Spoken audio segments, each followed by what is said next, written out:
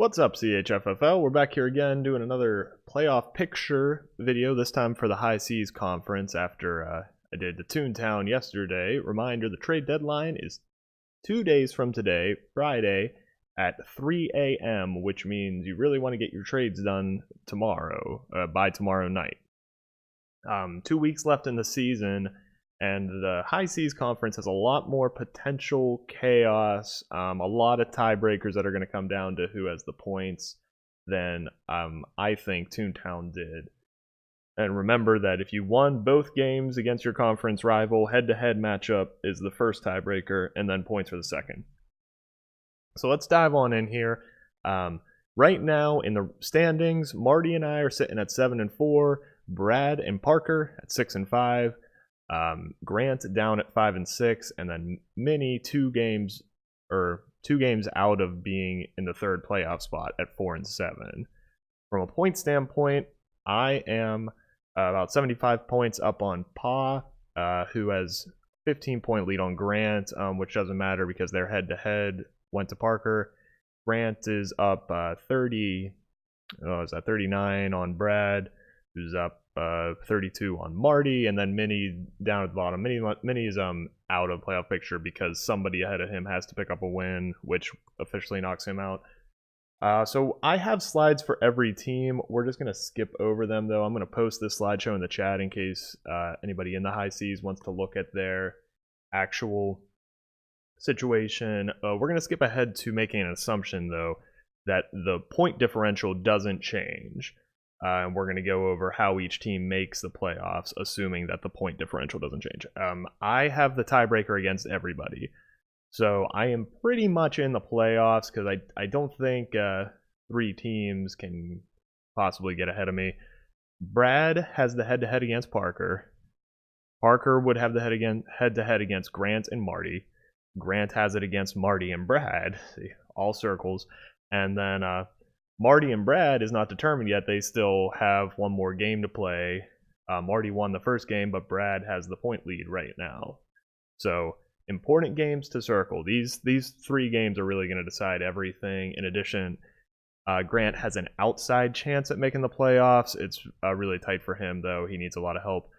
Marty and Brad, Marty and Parker, and then myself and Brad. So Marty's last 2 games and Brad's last 2 games really are determinative of everything.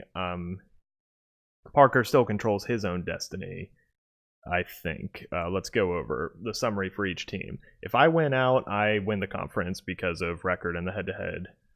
Marty, if he wins 1 game, he's definitely in the playoffs, and then he can, of course, still win the conference if I lose a game and he wins out. For Brad, if he wins out, it guarantees him that he's in the playoffs, and he'll have a chance at the conference win if Grant beats me, because he needs to get over me in terms of record. Now, if he beats Marty, but he loses to me, he's almost guaranteed to be in the playoffs because that loss to Marty helps him with more tiebreakers. If he beats only me and loses to Marty, he needs a good bit of help, and his chances will probably be pretty low. Now going on to Parker, who I think has the next best chance to get into the playoffs. If he wins out, he's also guaranteed to be in the playoffs because he'll have tiebreakers against Marty and Grant, and him winning out means Marty loses to him. And he'll have a small chance at the conference.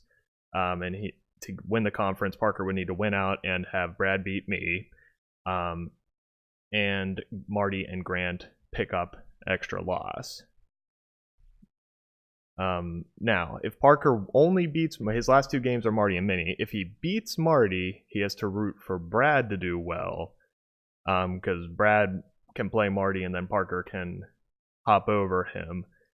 If he beats Minnie, though, his worry is going to be Brad, so he needs to root for myself and Marty to beat Brad. Hope that made sense. So, but if he wins out, he's in the playoffs. Grant does not control his own destiny. Grant needs to win out because he plays me and Minnie. He can't give Parker or Brad or Marty a loss.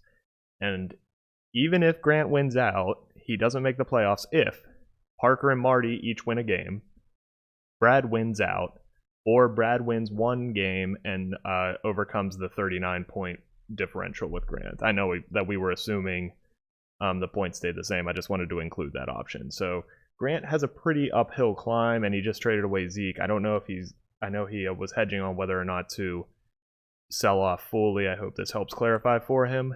That's it. That's all I have for the high C's. So it's really anybody's game to get in out of Marty, Brad, and Parker. There are only 2 spots under me, and then Grant's still technically in there. I hope that this video was helpful. I know it was sloppier than yesterday's, but if I went into all that detail, it would have just been way too long. So I'll be posting this to chat soon, and we'll see you guys. Hopefully there are some exciting deals as the trade deadline approaches. Bye.